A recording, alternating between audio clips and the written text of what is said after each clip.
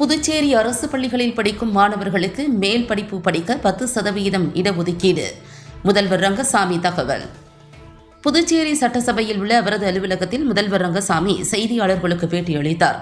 அப்போது பேசிய அவர், புதுச்சேரி அரசு பள்ளிகளில் படிக்கும் மாணவர்களுக்கு மேல் படிப்பு படிக்க 10% இடஒதுக்கீடு செய்யப்பட்டுள்ளதாகவும், மேலும் விடுபட்ட மாணவ மாணவிகளுக்கு விரைவில் லேப்டாப் வழங்கப்படும் என்றும் கூறினார். மேலும் தங்கள் அரசு தேர்தல் அறிக்கையில் அறிவித்தபடி காலியாக உள்ள ஒவ்வொரு அரசு பணிகள் நிரப்பப்பட்டுள்ளது என்றும், தங்கள் சட்டமன்ற உறுப்பினர்கள் கூறிய கோரிக்கைகள் ஒவ்வொன்றும் முறையாக செயல்படுத்த நடவடிக்கைகள் எடுக்க உள்ளோம் என்றும் அவர் கூறினார். நம்முடைய மரியாதைக்குரிய மேதகு துணைநிலை ஆளுநர் அவர்களே, மாண்புமிகு பொதுப்பணித்துறை அமைச்சர் அவர்களே, மாகே தொகுதியினுடைய எம்எல்ஏ சட்டமன்ற உறுப்பினர் அவர்களே, ஆர்வி அவர்களே மற்றும் துறையை சார்ந்த அதிகாரிகளே, எனது அன்பிற்கும் பாசத்திற்கும் மரியாதைக்குரிய மாகே பெரியவர்களே, சகோதர சகோதரிகளே, எனது இணைய நண்பர்களே, உங்கள் அனைவருக்கும் எனது முதற்கண் நன்றி கலந்த வணக்கத்தை தெரிவித்துக் கொள்கின்றேன். உங்கள் அனைவருக்கும் என்னுடைய மனமார்ந்த வாழ்த்துக்கள். இந்த இனிய விழாவில் கலந்து கொள்ள வேண்டும் என்ற ஆர்வம் எனக்கு அதிகமாக இருந்தது. வர வேண்டும் என்ற எண்ணம் நம்முடைய அமைச்சர் அவர்களோடு அங்கே வந்து இந்த அடிக்கல் நாட்டு விழாவினை செய்து கொடுக்க வேண்டும் என்பது எங்களுடைய எண்ணம். இருப்பினும் உடலம் சரியில்லாத நிலையில் அங்கே வருவதற்கு இயலவில்லை. இருந்தாலும் இங்கே இருந்து உங்கள் அனைவரையும் சந்தித்து பேசுவது என்ற உணர்வோடு நான் பேசுவது எனக்கு மிகுந்த மகிழ்ச்சி அளிக்கின்றது. எப்பொழுதும் மாகே வருவது என்றால் எனக்கு மிகுந்த ஆர்வம் உண்டு. மாகேனுடைய அழகு, மாகே மக்களுடைய அன்பு, மாகே மக்கள் எங்கள் அரசு மீது காட்டுகின்ற அன்பு, ஆதரவு, இவற்றையெல்லாம் எண்ணி பார்த்து அங்கே வர வேண்டும் என்பது என்னுடைய எண்ணம் எப்பொழுதும் இருந்து கொண்டிருக்கும். இந்த விழா உண்மையில் ஒரு மிகுந்த மகிழ்ச்சி கொடுக்கக்கூடிய ஒரு விழா. மாகே மக்களுக்கு, குறிப்பாக பல்லூர் பகுதியை சார்ந்த மக்களுக்கு, நம்முடைய அரசானது பொறுப்பேற்ற பிறகு மக்களுக்கு உரிய மருத்துவ வசதி செய்து கொடுப்பதில் மிகுந்த அக்கறை எடுத்து வருகின்ற ஒரு அரசு. உங்கள் அனைவருக்கும் நன்றாக தெரியும், நம்முடைய மாஹேவில் உள்ள அரசு பொது மருத்துவமனை PH எந்த அளவிற்கு விரிவுபடுத்தப்பட்டிருக்கின்றது. நம்முடைய மேதகு துணைநிலை ஆளுநர்கள் கூட மாஹே வரும்பொழுது அங்கே அரசு பொது மருத்துவமனையில் உள்ள சில முன்னேற்ற பணிகளை விரைவாக முடிக்க வேண்டும் என்று எண்ணி அங்கே கூறியிருந்ததை நீங்கள் அனைவரும் நன்றாக அறிவீர்கள். அதேபோன்று பல்லூர் பகுதியில் ஒரு அரசு மருத்துவமனை பெரிய அளவு வர வேண்டும் என்பது எங்களுடைய எண்ணம். நம்முடைய சட்டமன்ற உறுப்பினர்கள் சட்டமன்றத்தில் வலியுறுத்தி கேட்டுக்கொண்டே இருப்பார்.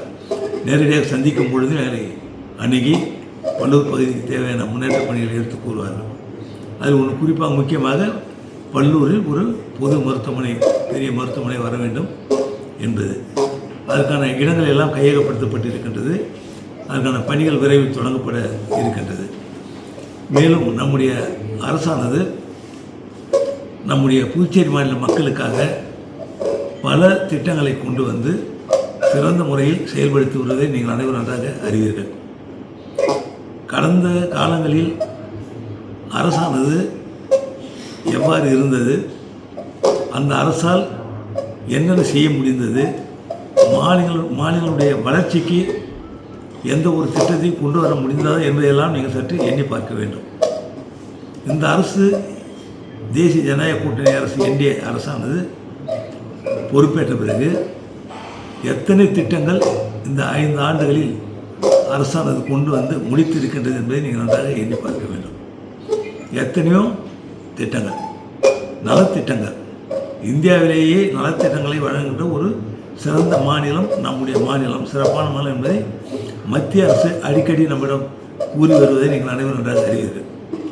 ஏழை எளிய மக்களுக்கான நலத்திட்டங்கள், குறிப்பாக முதியோர் உதவித்தொகையை அரசு உயர்த்தி வழங்கி வருவதை நீங்கள் பார்க்கலாம்.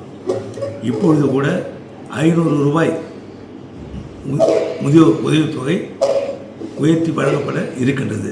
வருகின்ற பிப்ரவரி மாதம் முதல் அந்த 500 ரூபாய் உயர்த்தி வழங்கப்பட்ட உதவித்தொகை அங்கே மக்களுக்கு, நம்முடைய புதுச்சேரி மாநில மக்களுக்கு கிடைக்கும். குடும்பத் தலைவிக்கான திட்டம் கொண்டு வரப்பட்டு எந்த ஒரு அரசு உதவி பெறாத குடும்பத் தலைவிக்கு 1000 ரூபாய் வழங்கப்படும் என்று அரசு அறிவித்து அதனை செயல்படுத்தி வருகின்றது. இப்பொழுது அந்த உதவித்தொகையை 2500 ரூபாயாக உயர்த்தி பிப்ரவரி மாதம் 7ஆம் தேதி முதல் மக்களுக்கு, அந்த குடும்பத் தலைவர்களுக்கு கிடைப்பதற்கான ஆணையை அரசு வழங்கியிருக்கின்றது. ஆனால் அந்த உதவித்தொகை அடுத்த மாதம் முதல் நிச்சயமாக உங்களுக்கு கிடைக்கும். இதுபோன்று இலவச அரிசி திட்டம் இப்பொழுது சிறந்த முறையில் வழங்கப்பட்டு வருகின்றது. பண்டிகை காலங்களில் வழங்க வேண்டிய உதவித்தொகையை அரசு சரியான நேரத்தில், குறித்த நேரத்தில் வழங்கி வருகின்றது. இப்பொழுது கூட பொங்கல் பண்டிகைக்கு அனைத்து குடும்ப அட்டைதாரர்களுக்கும் 3000 ரூபாய் வழங்கப்படும் என்று அறிவித்து அனைத்து குடும்ப அட்டைதாரர்களுடைய வங்கி கணக்கில் அந்த தொகை ஒரே நாளில் சேர்க்கப்பட்டிருக்கின்றது என்பதை கூறிக்கொள்ள நான் மிகுந்த மகிழ்ச்சி அடைகின்றேன். இதுபோன்ற பல நலத்திட்டங்களை அரசானது செயல்படுத்தி வருகிறது. நம்முடைய அரசானது வீடு கட்டுகின்ற திட்டத்தில் மத்திய அரசுடைய உதவியோடு 5 லட்சம் ரூபாய் உயர்த்தி அதற்குரிய முதல் தவணையை இப்பொழுது விரைவில் வழங்க இருக்கின்றது. மேலும் நம்முடைய அரசானது கல்வி உதவித்தொகை நம்முடைய மாணவர்களுக்கு குறித்த காலங்களில் கிடைக்காமல் இருந்த அத்தனை வருடங்களுக்கான தொகையும் இப்பொழுது ஒரே தவணையில் ஒரே முறை 27 கோடி ரூபாய் ஒதுக்கி அனைத்தும் அந்த கல்லூரிகளுக்கு, மாணவர்களுக்காக சேர்க்கப்பட்டிருக்கின்றது. நம்முடைய அரசு